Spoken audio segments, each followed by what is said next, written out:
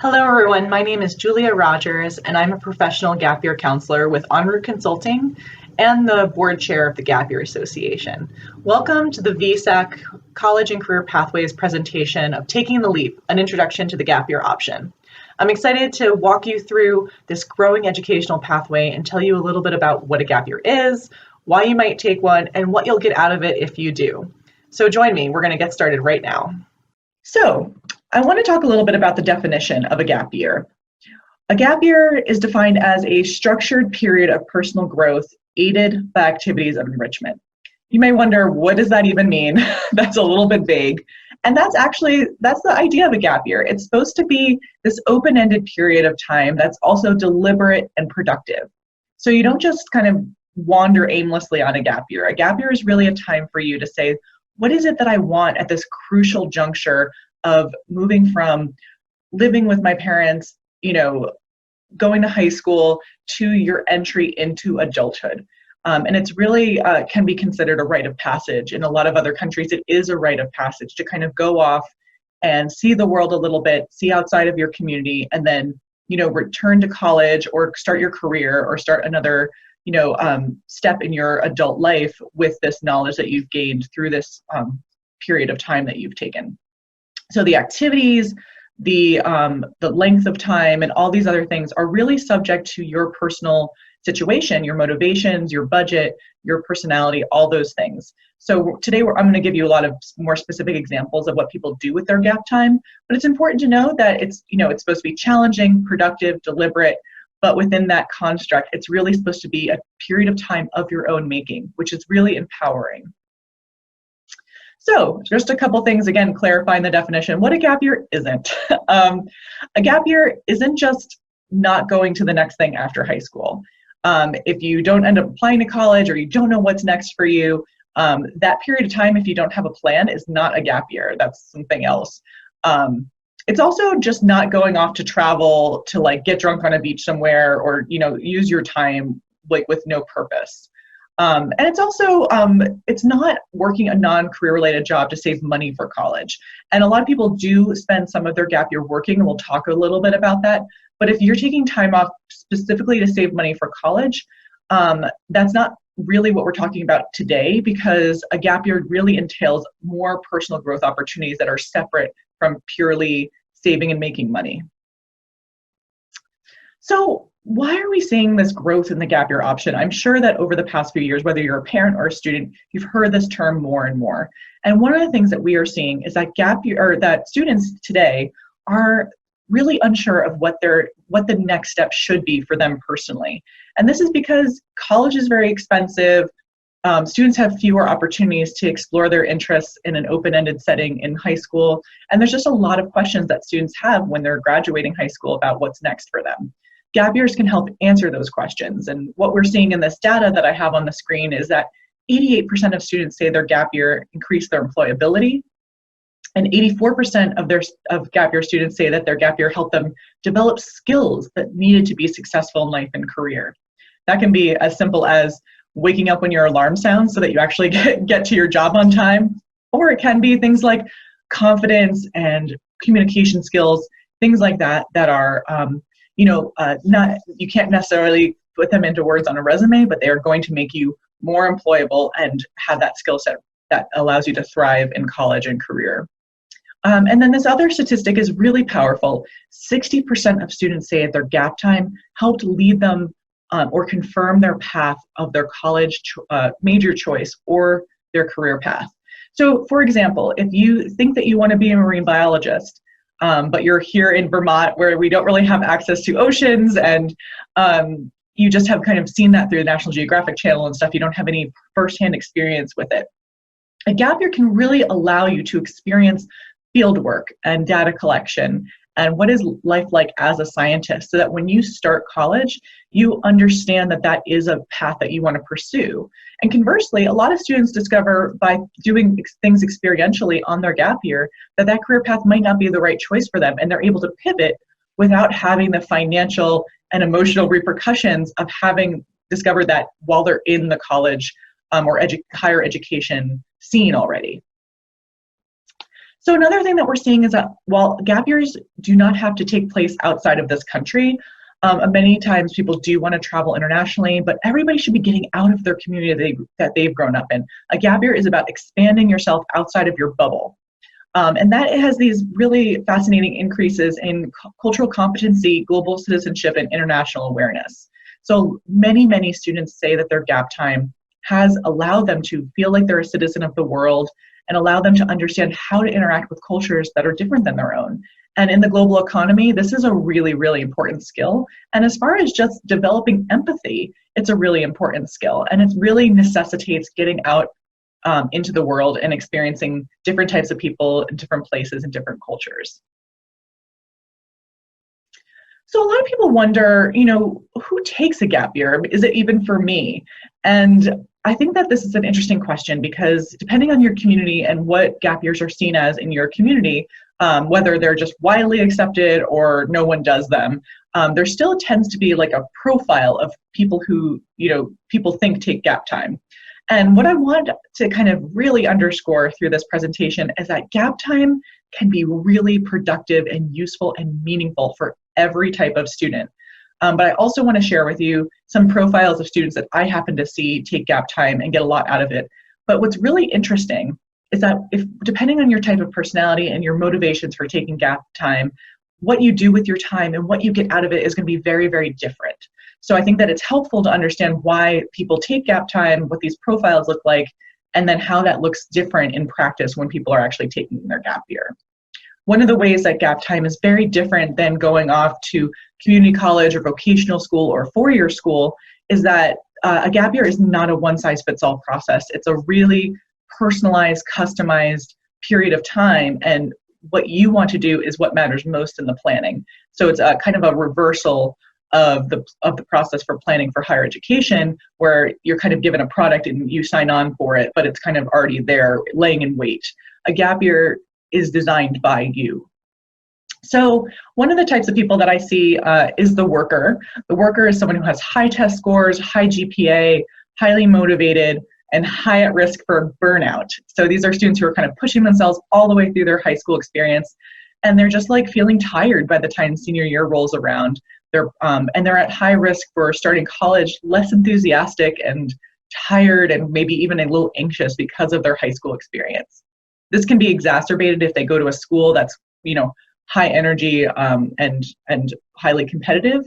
But if that student is coming from that internal motivation, it can still be a good chance to take a gap year and just have a little bit of recovery time, refresh, and pursue things that are, outside of what they normally do, or just to deepen a passion that they already have, they haven't had time to explore fully yet. The meaning seeker is someone who has high test scores, but maybe their GPA doesn't reflect those high test scores because they really need to like what they're doing in order to do well at it. So these are students who might get, an A in chemistry if they really find it interesting, and like a C or a D in English if they just don't care at all. And what a gap time allows these students to do is really explore and learn on their terms, because again, not one size fits all. So if they're interested in the sciences, they can really dive deep into science or astrology or writing and photography and the arts on their gap time, and there's no rules. So they're allowed to kind of gain this perspective on their gap year, explore some new things, and then when they start college, they oftentimes have a greater perspective of why they need to do the things they need to do to get that certificate or degree.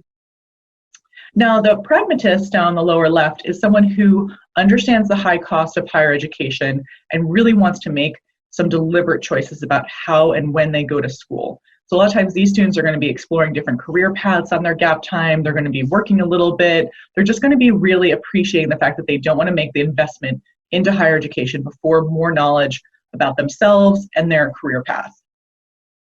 The adventurer is someone who's probably traveled a little bit already and just like really wants to take a bite out of life, a bite out of the world, see and experience different things, different people.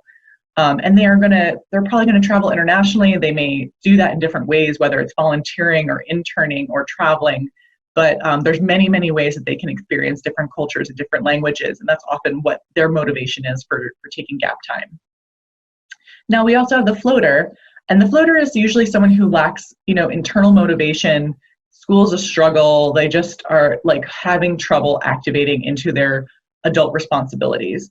And a gap year can really teach them that self action and self responsibility through different types of programming, getting a job, doing an internship, just having ownership over their own path and kind of growing up a little bit too in the process. Now, the soul searcher is someone who has maybe struggled, has had challenges in their high school career, such as, emotional difficulties, mental health difficulties, bullying, even people who are discovering that they're members of the LGBTQ plus community and are still kind of on that path of self-discovery.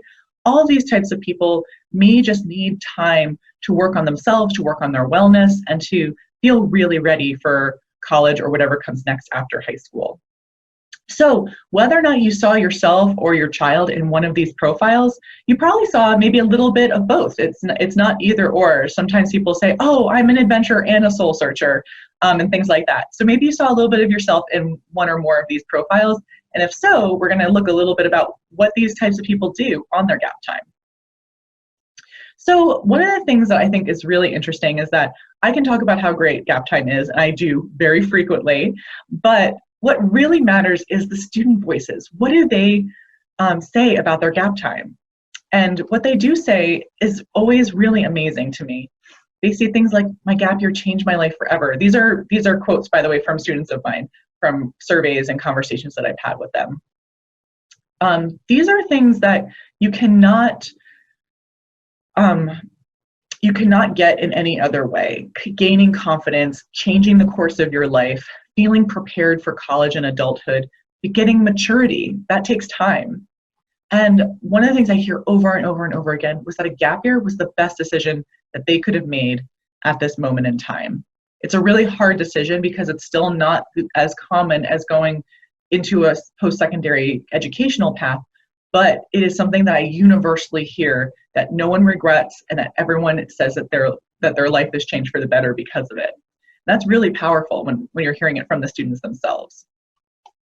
So what do you do on a gap year? You may have some ideas if you've gone to a gap year fair or other type of, if you've done some online research, you probably have some ideas about what one can do. And I'm going to go through, I'm going to showcase in different student stories how these different opportunities look in practice. But what we have here is these different categories. And within these categories are literally thousands of things that you can do on your gap year. Now, one of the things that I think is important to understand is that most people do multiple things over the course of their gap year, and they delineate their time in chunks, if you will. So some people will break it up by semester like you would school. So you have your summer, your fall, your winter, your spring, and your following summer. Other times people will do things by the month or by groups of months or things like that. Most people come home for the holidays. There's that natural kind of break point for some time at home in the middle of the year. So a lot of times people are going away from home, coming back for a little while, going away again, coming back, and incorporating multiple things over the course of their year. So we have volunteering, which is pretty self-explanatory, service to others. This can be in the form of working with people in community development. It can also be working in the environment and wildlife and ecosystems work. There's experiential semesters, which are multi-month long programs where you're with a peer group and you're usually traveling, not sometimes in the States, sometimes internationally, and you're usually doing multiple types of things. So you might be doing different types of activities. So those programs are really good for students who are not sure what they even like or what they're interested in because it gives you a wide variety of experiences. Interning, as we know, is kind of a structured work experience, sometimes with little or no pay. And sometimes you think about internships as here, locally in your own community, and that is a great way to get work experience. You can also do internship programs, which hook you up with opportunities in other cities or even abroad. There's experiential courses. Think taking a painting course, learning a language, learning how to rock climb, those kinds of things. Any type of skill or activity that's not for college credit, but it's just for a passion. You can do all sorts of things all over the world. It's really exciting. Studying abroad or more formal courses for credit are definitely an option, although it's something that I don't see as popular because a lot of students are taking gap time to kind of take a break from formal academics. Then there's working, and obviously a lot of people work for part of their gap year to save money to do other things. Some people even work half the year and travel half the year. That's kind of how a lot of people do it in the UK. And a lot of people also work on the bookends of their gap year in the summers. So you may work in the summer after graduation, do different gap year opportunities in the middle, and then work the following summer as well. And you can also actually work legally in other countries. So if you're over 18 and you're an American citizen, you can get working holiday visas in Australia and New Zealand to actually earn money overseas. And then there's also travel, which is kind of the quintessential gap year activity, strapping a backpack on your back, Eurorailing across Europe, or taking a road trip here in the States to visit friends or things like that. So again, a lot of opportunities within this framework that we're talking about. So now I want to give you some stories of students that I know and people who've just had really beneficial gap year experiences and what they did and how they structured it. So Lily here, she really wanted to go as far away as she could, geographically from where she grew up. She grew up in the Boston area. And so her parents were a little bit like, whoa, let's take a breath here. And they had to come together and kind of create some understandings about the types of structure and programs that would give her the right framework so that she could travel far away from home. And so she started her gap year. She worked in the summer. In the fall, she did her first program away from home, which was a service learning semester in the South Pacific. So she got to go to Bali, Sumatra, and some other islands and do some community development work in communities. She got to learn how to scuba dive. And all the while, she was with a group of her peers, 12 people, 2 leaders. And so she had this amazing group experience, very highly social, highly structured, highly safe. And then she moved on. She came home for the holidays. The second half of her year, she went to Thailand. She taught in a school in southern Thailand for several months. And then she ended her travel part of her gap time with learning how to surf in Sri Lanka, which is actually the thing that she was most excited for, but was the thing that was the most independent. It was the thing that had the least amount of oversight and structure to it. So it made sense to put that at the end of her year after she had had these other experiences that kind of gave her more travel experience, more savvy when it comes to international travel and how to stay safe and those kinds of things. So when it comes to structuring your year, you kind of want to put the least structured things like traveling or backpacking with friends and stuff at the end of your year after you've done some things that have taught you how to be in the world. And she was, just really excited to start college after her gap time, after having these various experiences. So now we have Andre. Andre grew up in New Orleans, and he decided to spend his gap time serving in New Orleans with City Year, which is an AmeriCorps program that embeds mentors into inner city schools or lower resource schools to provide tutoring and student support to students who are at risk of falling behind. So this is an example of giving back to a community that is your own community.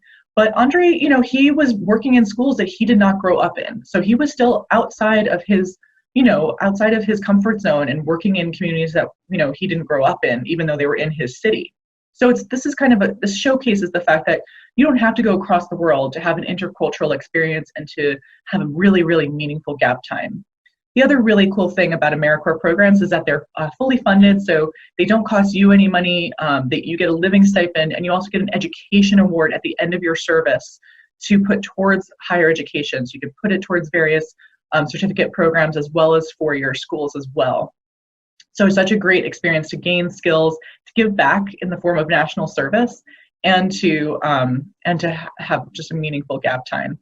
And even though Andre did a school-based program, AmeriCorps has all sorts of different programs. So you can work in our national parks, you can do trail building, you can do disaster relief, you can do other types of education work that are sports-based or more experiential. So look into that if that's an option for you and you want to go someplace else in the States, but still keep it in the national service category.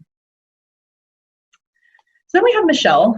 Michelle's goals for her gap time were that she was a pragmatist. She really wanted to kind of understand a little bit more about her career interests, which were she really wanted to go into nonprofit management and understand more about international development.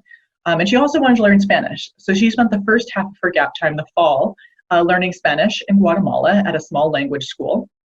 And then she came home for the holidays, and after the holidays, she went to Oaxaca, Mexico, and interned at a small women's microfinance organization where she got to go out into these communities and interview women who had received microfinance loans and kind of measure the efficacy and the outcomes of these loan distributions. So it was it was just a wonderful way for her to explore that career interest. And then after that internship, she actually traveled on her own for 6 weeks throughout Colombia and Peru, and she went trekking and she went canoeing through the Amazon, as in this picture, and she just had such an adventure. Now, the really cool thing about Michelle's story is that she self-funded her gap time.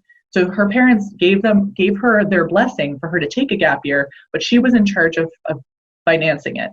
And a lot of people wonder if that's even possible. And through working and through receiving grants and through participating in lower cost programs, Michelle was able to do all of this within her own budget. So one of the things I really also want to get across to viewers is that you do not have to spend a lot on your gap time to get a lot out of it. And you can find grants and scholarships and other ways of funding international travel if that's something that you want to do with your gap year. So then we have Jeremy. Jeremy was really politically active in high school and wanted to dedicate his gap year to activism. And he was particularly interested in climate justice. So he got a fellowship with the Sunrise Movement, which is really pushing for policy around climate action. So he did an internship, or he did a fellowship where he lived in Pennsylvania during the midterm elections and was canvassing on behalf of Sunrise. Then he was home for a while. He worked at a bookshop. He also did Birthright to Israel. And then he went back and worked more with the Sunrise Movement for the second half of his gap year as well, where he was touring and speaking and getting involved with legislation around climate action. So very, very powerful year for him. He ended it by working on farms, which is woofing worldwide opportunities on organic farms. So he was actually able to do a work exchange program where he worked on a farm, and in exchange for his 4 hours of labor a day, they gave him free room and board. And he did this in California, but you can do this all over the world. It's a really cool way of traveling. I have a lot of students who do this in Europe, New Zealand, Australia, and Central and South America, all over the place. So, what he got out of his year was, that experience in politics and activism and really scaffolding those experiences towards what he wants to work in, which is, government eventually. And as this is an election year, there's lots and lots of opportunities for seniors who want to take gap time to get involved in local, state, and federal election campaign work, issues-based work, and all sorts of other things. There's actually a website, election2020gapyear.com, which has directories, interviews, and all sorts of information about getting involved in this election year. So if that's something that you're interested in, that's a great thing to do on gap time. So a couple of things I want to just touch on when it comes to planning a gap year. There's 4, I would say, like if I had to boil it down to the absolute bare minimum of what I could tell you, these are the 4 things to pay attention to when you're planning your gap year: safety, locations, hobbies, goals. And hobbies could be also just general interests as well. Safety, every family has a different view of like risk and safety, and it's important to come together as a family, both student and parents, and say, here is what we want out of this year. Here are the types of structures that we need in programs. This is the type of support we want you to have so you can have the best year that you can. This is our geographic comfort zone. And I would encourage you guys to push your comfort zone a little bit while still maintaining the right fit for your family. Locations, the world is a big place, and I'm looking forward to a time when our borders are open again and everyone's moving again, and I hope that that's going to be in the near future. But when it comes to planning your gap year, you should think broadly in general and think about the places you want to go. Maybe it's languages you studied in school that you want to work on during your gap year. Maybe there's new languages you want to learn. Maybe there's ecosystems or places you want to go. I've had students who say, I just want to go someplace warm. After growing up in Vermont, I just want to be someplace warm for the whole gap year. That's legitimate. Why not, Other people really want to gravitate towards mountains or oceans. And, think about those places that you really just want to spend time. This is a really unique time in your life, and you can do it however you want to do it. Interests and hobbies. What are the things that you really enjoy doing that you want to have time to do on your gap year? I've had students who say, I've never really had time to practice piano since I don't take lessons anymore, or I want to have time to write in my journal. I want to have time to do these things, or I want to formally learn something new. I want to learn, how to, horseback ride or scuba dive or things like that. So there are courses and online and in-person courses that can teach you all sorts of things. So make a list of things that you want to learn. And then goals. This is kind of tied into that, what I just said, but think about 3 or 4 things, outcomes that you want from your gap time. They can be skills-based, I want to get proficient in Spanish. They could be personal, like I need to like work on my mental health. They could be academic, like I want to get more experience in the sciences so I can decide if I want to do this particular major. So whatever the motivations are, put those in goal form so that you can make sure that things you're doing are matching up with your goals at every point in the process. And different activities in different places might hit different goals for you. So planning a gap year in relation to college. A lot of gap years, a lot of students who are planning on going to 4-year schools will apply their senior year as you would if you were a traditional student, and then ask for a deferral. So you want to double check with your colleges that you're looking at to see, are they gap year friendly? Do they allow a deferral? And just a point of clarification, a deferral is where you formally ask the college that you want to go to hold your space for a year so that you can take a gap year. And you'd be shocked. There's hundreds and hundreds of colleges are not only gap year friendly, but they encourage gap time. They want to see their students taking gap time because gap year students perform better academically when they get to college. They tend to graduate sooner. They tend to be more active and engaged on campus. So colleges really like gap year students. So when when it comes this time in the spring of your senior year and you're hearing back from colleges and you decide you want to take a gap year, you'll call up your admissions office. You'll say, hey, what's the process for deferring? And they'll probably say something along the lines of, you write a letter about what you want to do on your gap year, and you give us a deposit to hold your spot. And then you're good until the following year. Now, if you're not sure if you want to go to a 4-year school or if you're thinking about starting with community college, you don't really need to worry about this stuff. You can focus on planning your gap year, your senior year, and then you can revisit your post-secondary options as the gap year kind of moves along and you make some choices about what you want. Now, with financial aid and scholarships, you will have to reapply to federal financial aid while you're on your gap year. So you want to do that senior year to get a baseline, and then again during your gap time. And scholarships and kind of private aid are all very, very variable as far as being able to defer. So you can ask your VSAC coach for information about that, but some stuff will defer and some stuff you'll have to reapply for. So I want to give you some resources so that you can take this conversation and take it to the next level as you dive deeper into the gap year option. So some places I really like to tell people about are the Gap Year Association. This is the national nonprofit that kind of works on gap year advocacy, and their website has a lot of great information. They also accredit programs. So if you're like, I'd like to do a gap year program, but I don't know which ones are good or safe or high quality, the Gap Year Association has seals of accreditation. So you can go to their website and look for accredited programs and see all the programs that have met these very, very high standards for quality, and kind of go off that to start with. There's also a planning guide on the Gap Year Association website and loads of data about gap year outcomes. My website is En Route Consulting. I'm a gap year counselor. That's my profession. So I work with gap year students all day, every day. And I do informational meetings and calls here in Vermont. So if you ever have just a question or want to sit down as a group to have a chat, get in touch through my website. And then Go Overseas is another wealth of information. It's a review website. So if you're wondering about programs and you want to hear directly from past students, it's kind of like the Yelp for gap years. So Go Overseas has articles and reviews that are just a really great resource. The Gap Year Radio podcast is a podcast you can find on Apple Podcasts, on Stitcher, on Spotify. I co-host it with a friend, and we interview gap year alumni and program directors. And it's a great, again, just really can help you paint a picture of what different types of gap year experiences are like.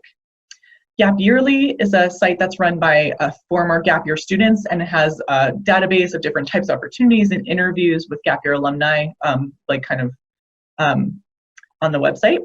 And then this book, The Complete Guide to the Gap Year by Kristen White, is a great resource for students who are planning their gap year, parents who are planning gap time with their child, and also guidance counselors or school counselors who want to have a resource in their office. That's a great one to have. And the USA Gap Year Fairs. Every year, USA Gap Year Fairs, which is run by Go Overseas, goes to, I think, 40 different locations all across the US. And so you can go to usagapyearfairs.org and look at the closest one to you. Every year they have one in Burlington and then one in the Upper Valley. So and usually they happen in January. So keep an eye out for the January 2021 fair in your area. And let me come back to you here with a full screen of my face. Normally this is when we would do questions, but obviously, can't do that virtually at this point. So please, if you have gap year questions, get in touch with me. My name is Julia Rogers. You can get in touch, julia@enroutegapyear.com, or you can visit my website, enroutegapyear.com, and find me in various ways that way too. But I'm here in Vermont. I'm happy to help, and I hope that this was a good introduction to the gap year for you. Stay safe and take care.